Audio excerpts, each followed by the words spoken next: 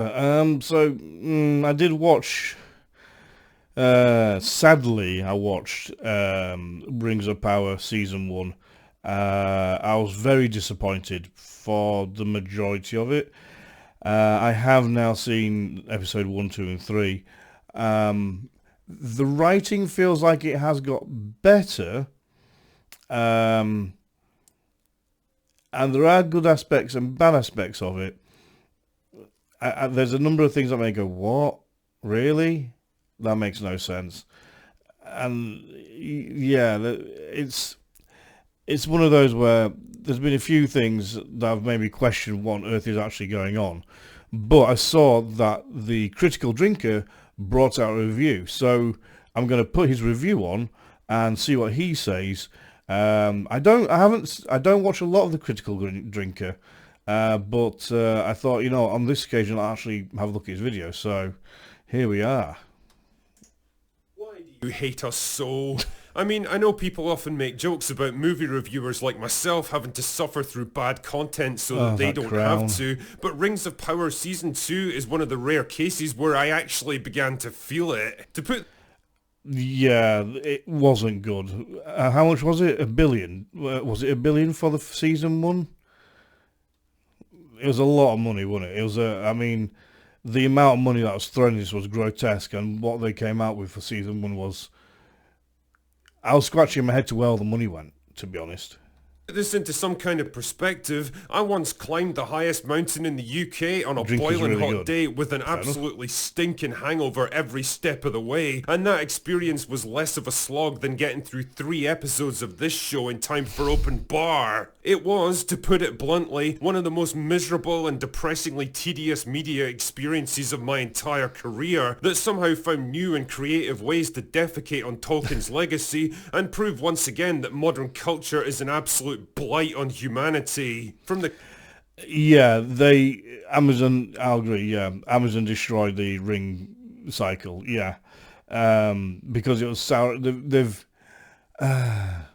I think they've taken a little bit too much creative freedom and liberty in what and how they can portray things, shall we say. Because we know that the rings were created and that sort of thing, so they're taking the story and twisted it on its head to then give it... Because the Silmarillion that they had didn't have a huge amount in there, so they're basically trying to steal everything they can without being obvious about it, blatantly obvious, and to try and get in there. It's not good. It's not good writing. The cringe-inducing dialogue straining for grandiose pomposity and peppered with so many tortured metaphors that the writer should be arrested for crimes against literature, to the idiotic character choices and a ridiculously convoluted plot held together by so many conveniences and shortcuts that it makes J.J. Abrams look like Christopher Nolan, to the overwrought performances by a cast of effeminate Gen Z pussies that ticks almost every diversity box except acting ability, to the ham-fisted direction and oversaturated cinematography that's so dark you literally can't see what the fuck is even going on half the time. It all adds up to $1 billion slab of arse cancer that shames the legacy of Lord of the Rings and makes a complete mockery out of everything that Tolkien stood for. Put another way, the Rings of Power Season 2 fucking sucks. Now, I'm going to do my best to summarise whatever passes for a plot here, but in the interests of my own sanity, I'm going to speedrun this shit, because the less time I have to spend talking about Rings of Power, the better. Anyway, allow me to give you the meat and give it to you raw. The show gets off to the worst possible start by devoting a good 20 minutes to an extended flashback sequence explaining how Sauron got betrayed by his own lieutenant and eventually got reborn as Halbrand before running into Galadriel. Not a great plan. Why are you wasting all this time by telling us stuff that we already know? Also, why couldn't they put that simple 20 minutes in the first season to fluff out the first season? The first, I think, 2 episodes where she went to the island where all the men, the island of all the men.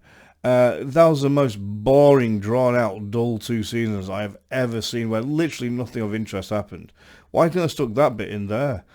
I mean, it was nice to get that, how Halbrand became Halbrand, and it explains why when Halbrand came across Adar, in the forest and stabbed him through the hand and says, do you recognise me? And Ada's like, no, I haven't got a clue who you are. That it helps explain that bit. So it'd have been much more effective having that in the first season to explain that clip. Because when I watched that, I was like, why would he know who you are? He's never met you before. So, yeah, but they didn't, and they fluffed it. Do you guys even understand what storytelling is? Or is this whole thing just an amusing little side project for you? Also, I love the idea that Sauron, a godlike being of unimaginable power and influence, commanding armies numbering in the hundreds of thousands by the sheer force of his will, is reduced to this dork in a...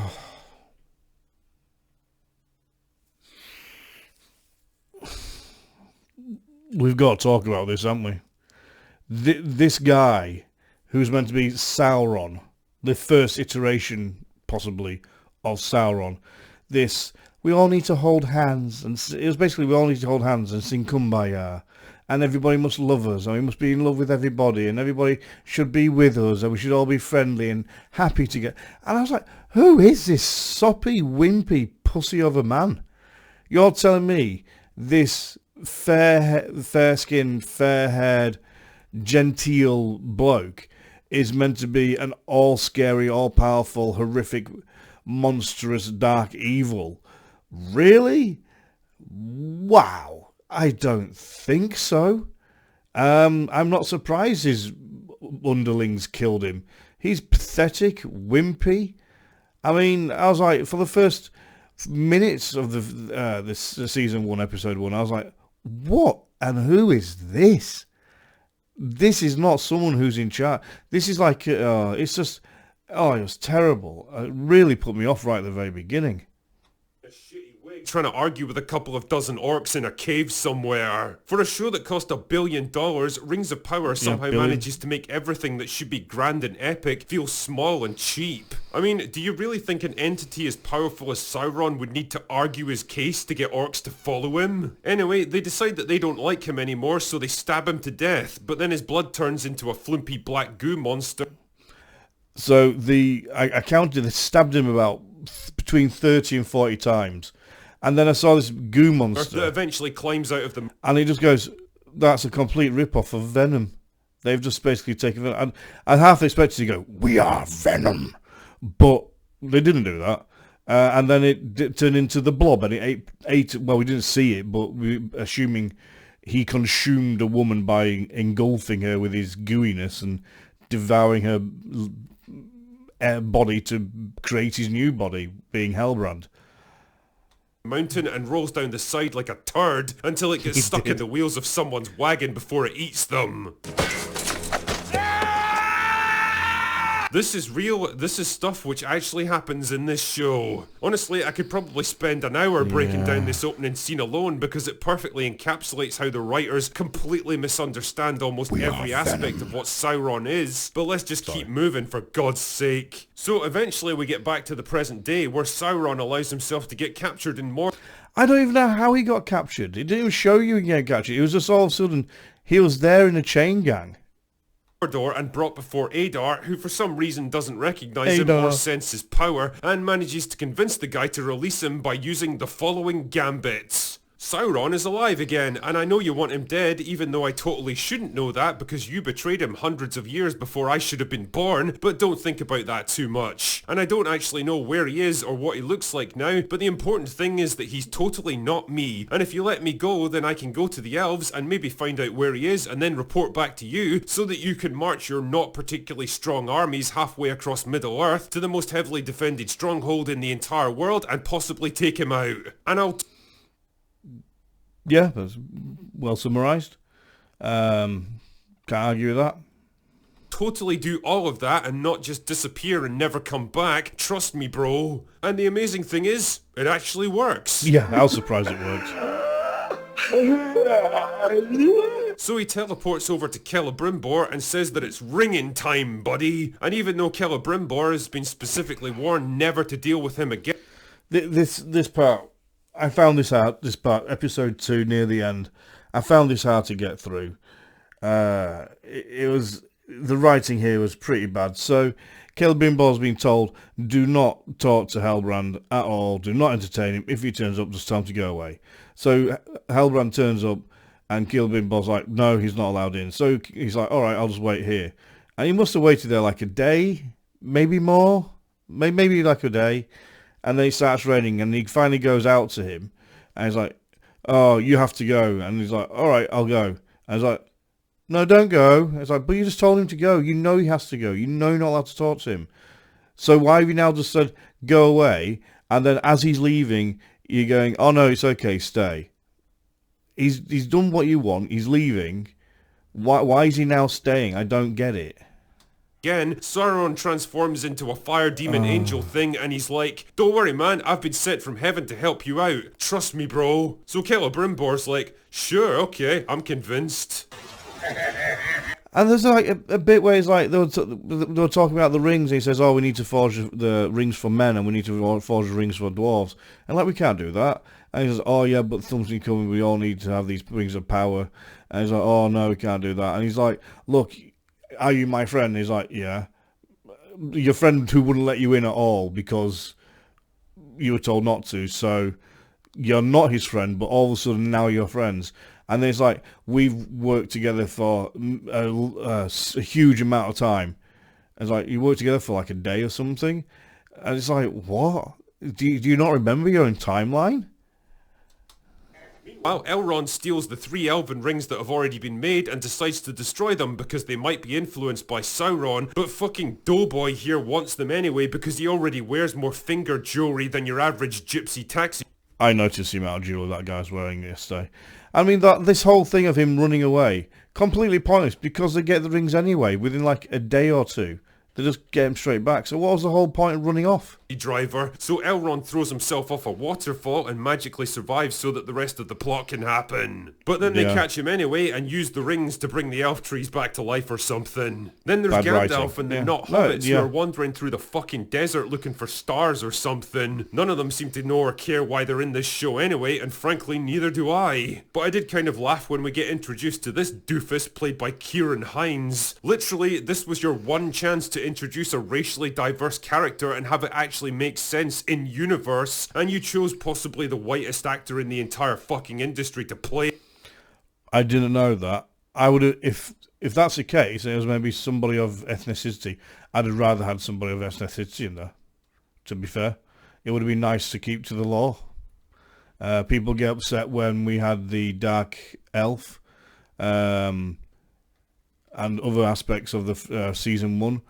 So if people, you shouldn't just, I think they should have changed this made this more accurate to the law, but yeah.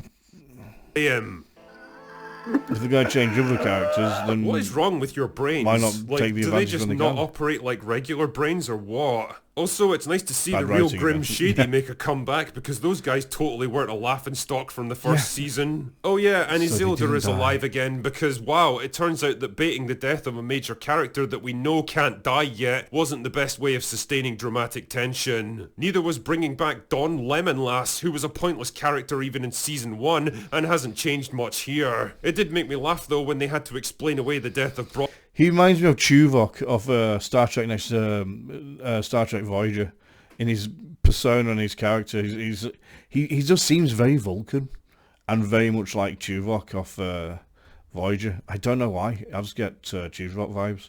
Bronwyn, even though she was totally alive and well at the end of season 1. Tuvok yeah, those orc arrows just take a while to kill you, I guess. Don't think about it too much. There's also a tedious storyline in Moria where the dwarves are running out of food, but they can't do anything about it until Durin and his father reconcile, but they... Yeah, so apparently there's an earthquake from a volcano miles away to the south, and it shifts all the rocks, and it has a bit of earthquake, and all these rocks cover up all the air vents, so there's like all these shafts of light coming in, and it covers them all up.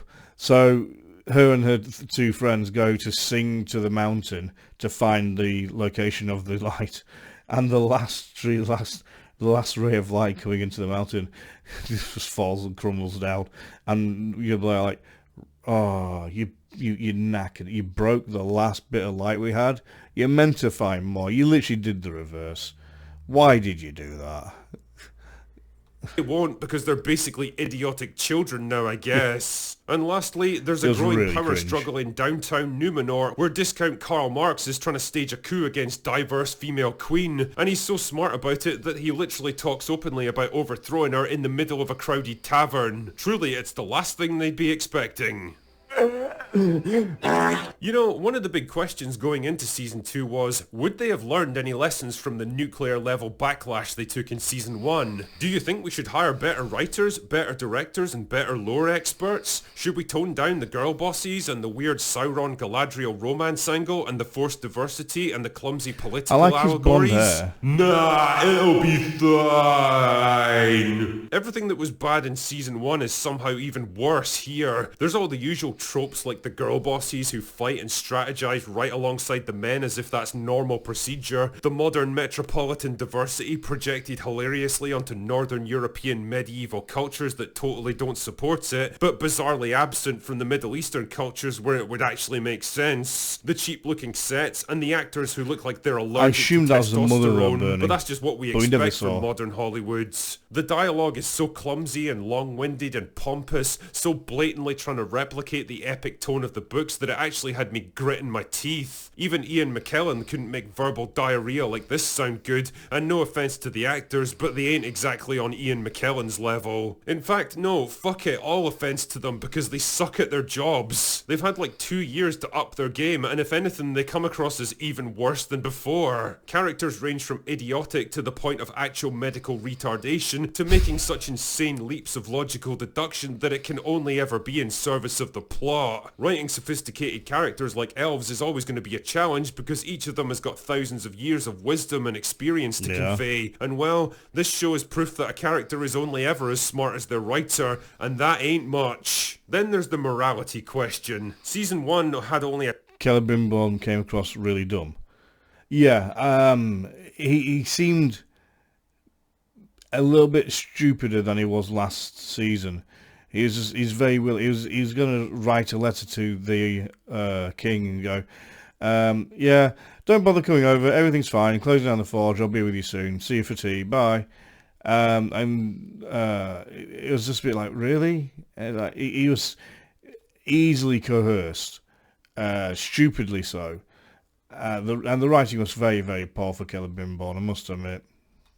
tenuous understanding of the morality of Tolkien's world, and that understanding seems to have completely vanished here. The show seems to want us to empathise with the orcs for some reason, like there's some misunderstood oppressed minority or something. There's literally a scene where an orc begs his commander not to send him off to war before hovering protectively over... I'd have to check, but I think we had more time with the orcs, really, than pretty much anybody else in the first 3 episodes. Because the orcs were like a huge part of the whole 1, 2 and 3 episode. His orc wife and baby. That is horrific. I thought that. You that still would weird. though, wouldn't you? I mean, do you not understand that orcs are not individuals in the sense that humans are? They're a force of nature. They're a blunt instrument to be wielded by evil. They don't care if they charge into battle and get slaughtered by the hundreds. They exist only for war. In the 2 towers, they get spawned into existence, have a helmet slapped onto their head and a sword thrust into their hand, and they're for... Yeah, that's one thing that confused me. So... we've seen the orcs be spawned, as he said, like come out of sacks after being grown. So they get grown underground. But then we've got this, obviously the giant orcs, they were grown as well. And then you've got a female orc with a baby. When's that ever been a thing or been mentioned before? And then we see a giant orc and it's like, as if he's come from another clan or another race or something. It was weird. And he was spoken to like he was really intelligent, and I thought they were really stupid. It was very confusing, that bit.